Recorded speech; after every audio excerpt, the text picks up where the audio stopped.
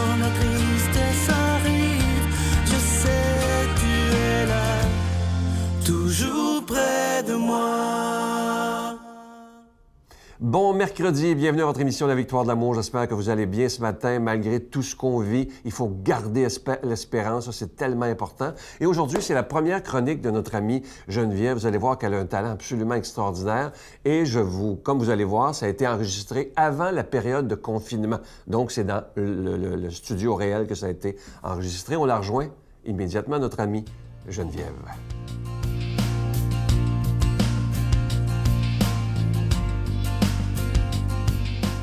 Bonjour tout le monde! Joyeuse Pâques! Christ est ressuscité, on est encore dans l'octave, c'est comme si on était aujourd'hui, mercredi, mais dimanche. Dimanche toute la semaine, pour une semaine.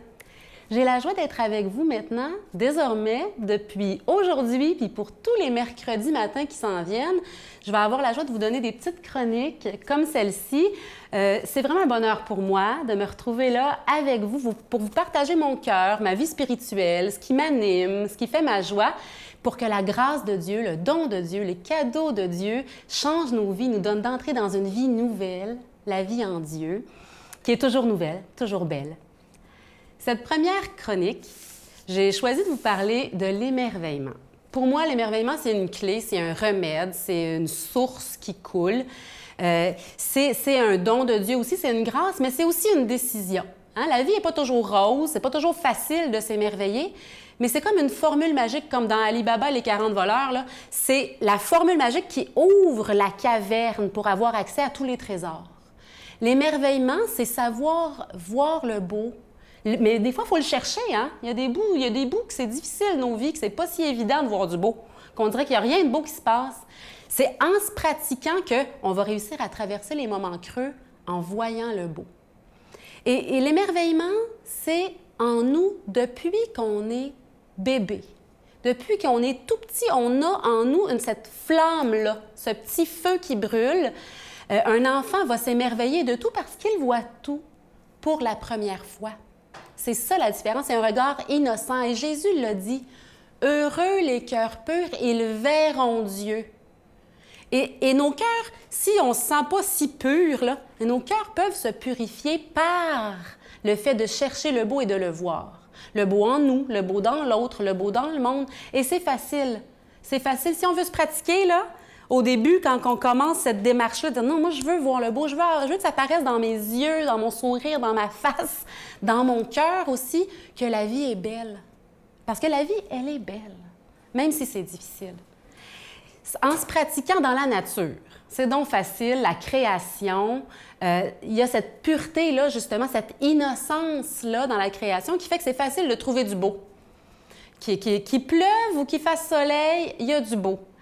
Et ça ne nous sort pas de la réalité, hein, de nous émerveiller. Au contraire, ça nous enracine dedans. On peut avoir l'air pour certaines personnes. Voyons donc, elle plane, cette personne-là, elle s'émerveille de tout, tout est beau. Attendez, c'est un choix, puis c'est de la pratique. On devient musclé en émerveillement, on devient fort en émerveillement quand on se pratique. Et puis pour démarrer dans cette démarche-là, moi j'ai commencé par, puis ça fait longtemps que je pratique, les noter.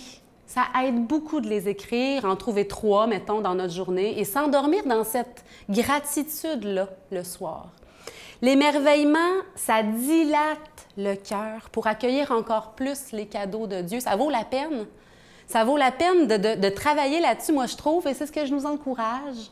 Pour une vie nouvelle, entrons dans l'émerveillement. C'est le don de Dieu, c'est le cadeau que je vous souhaite aujourd'hui. Bonne journée, bonne semaine, à la semaine prochaine. Notre Père qui es aux cieux, que ton nom soit sanctifié, que ton règne vienne, que ta volonté soit faite sur la terre comme au ciel. Donne-nous aujourd'hui notre pain de ce jour. Pardonne-nous nos offenses comme nous pardonnons à ceux qui nous ont offensés. Ne nous laisse pas entrer en tentation, mais délivre-nous du mal, car c'est à toi qu'appartient le règne, la puissance et la gloire pour les siècles des siècles. Amen. Je continuerai à croire, même si tout le monde perd espoir. Je continuerai à aimer, même si les autres parlent de haine. Je continuerai à construire, même si les autres détruisent. Je continuerai à parler de paix, même au milieu d'une guerre. Je dessinerai des sourires sur des visages en larmes et je tendrai les bras à ceux qui se sentent épuisés. Oui, je continuerai à croire. Je prends quelques instants pour solliciter votre aide pour le ministère de la Victoire de l'Amour. Vous savez que malgré le confinement, on fait tout ce qu'il faut pour être capable de quand même enregistrer en respectant les consignes de la santé publique. Ça, c'est extrêmement important, autant au niveau personnel que professionnel. Et moi, je vous promets que nous ferons tout pour rester en ondes 7 jours par semaine. Merci de tout cœur de ce que vous ferez pour la Victoire de l'Amour. Vous savez que les églises sont fermées, il n'y a plus de célébration. Il ne reste présentement que la Victoire de l'Amour au niveau spirituel. Et il ne faut surtout pas perdre l'émission. C'est extrêmement important. Le cadeau du mois, il est beau pas à peu près. Et c'est une magnifique croix en pendentif. Elle est plaquée nickel argenté. Et au centre, c'est orné d'un diamant synthétique. Et il est autant pour hommes que pour femmes. Et ce que j'aime, c'est qu'il est d'une grande, grande simplicité. Alors, je vous donne l'adresse. La Victoire de l'Amour, case postale 120, succursale Boucherville à Boucherville, le J4B 5E6. Je vous la redonne. La Victoire de l'Amour, case postale 120, succursale Boucherville à Boucherville, le J4B 5E6. Également par téléphone par carte de crédit dans le 514-523-4433, 523-4433 ou sans frais le 1-888-811-9291, 1-888-811-9291. Et aussi sur notre site Internet, vous savez que c'est un moyen très rapide, sécuritaire et efficace de faire votre don, le www.lavictoiredelamour.org.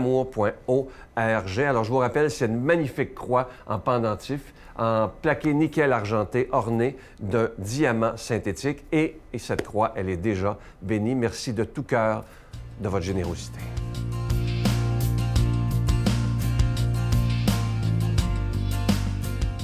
Mon Dieu, donnez-moi la sérénité d'accepter les choses que je ne peux changer, le courage de changer les choses que je peux et la sagesse d'en connaître la différence. Amen. Aujourd'hui, la parole de Dieu est proclamée par quelqu'un qu'on apprécie beaucoup. Il est pasteur à Trois-Rivières, le révérend Joël Lapierre.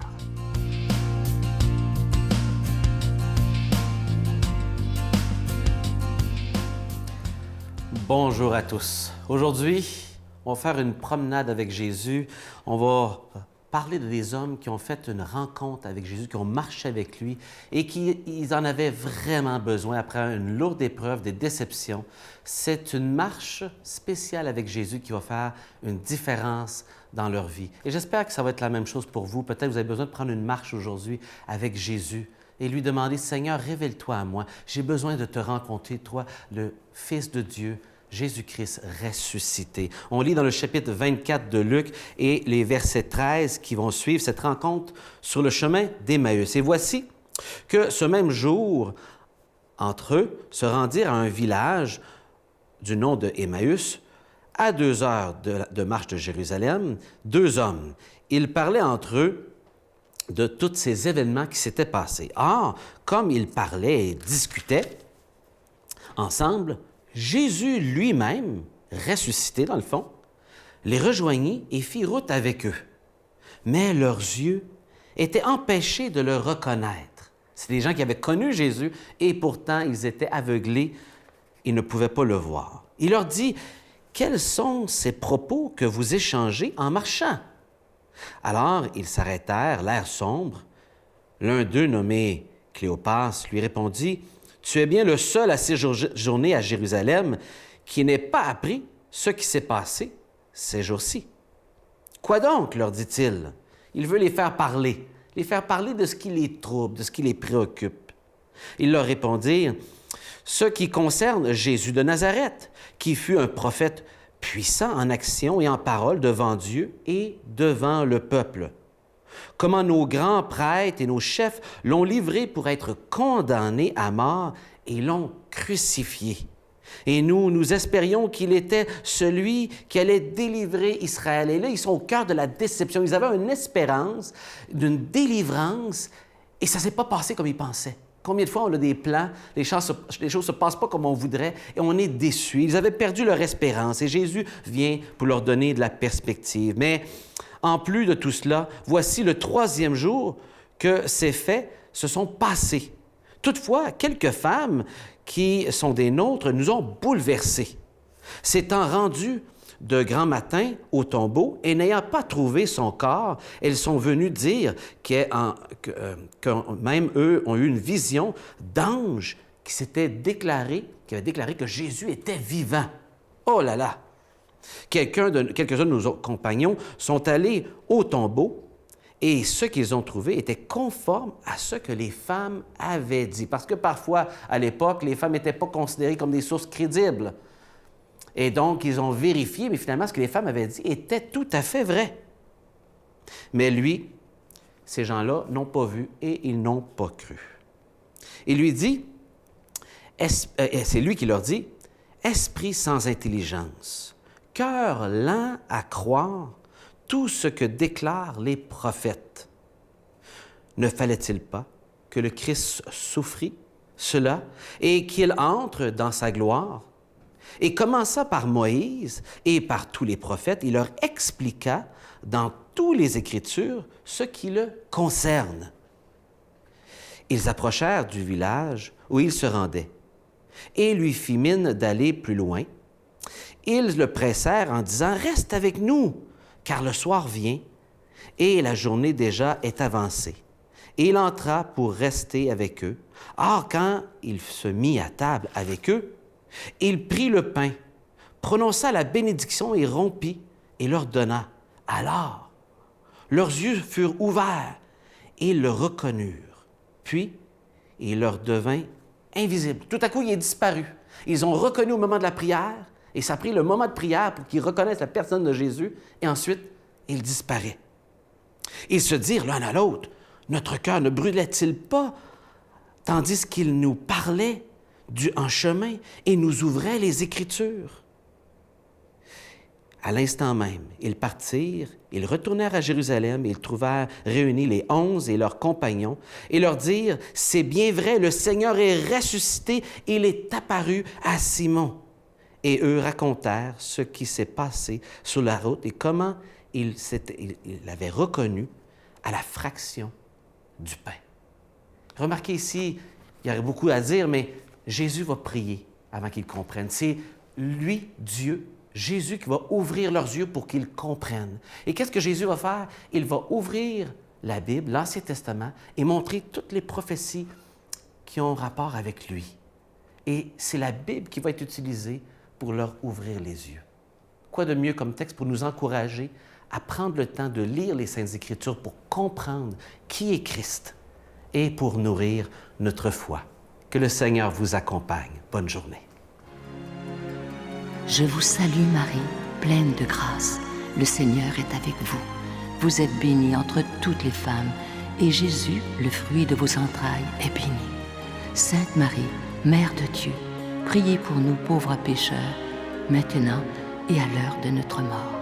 Amen.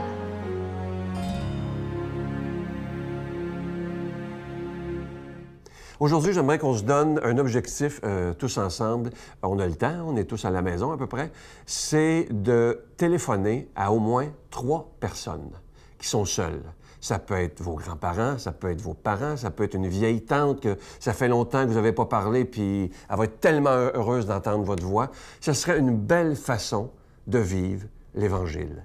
De prendre le téléphone aujourd'hui, pas un texto, là, un courriel, un téléphone, la voix. Ça fait tellement de bien d'entendre une voix, parce que maintenant, tout le monde se parle par texte, mais on ne se parle plus avec la voix. Alors, si on pouvait se donner comme objectif juste d'écouter l'autre personne. Comment ça va? As-tu besoin de quelque chose? Est-ce que je pourrais faire quelque chose pour toi? Est-ce que je pourrais aller à l'épicerie pour toi? À la pharmacie? Qu'est-ce que je peux faire pour te rendre plus heureux et te rendre plus heureuse? Je vous souhaite la plus belle des journées et on fait 3 téléphones aujourd'hui. Bye!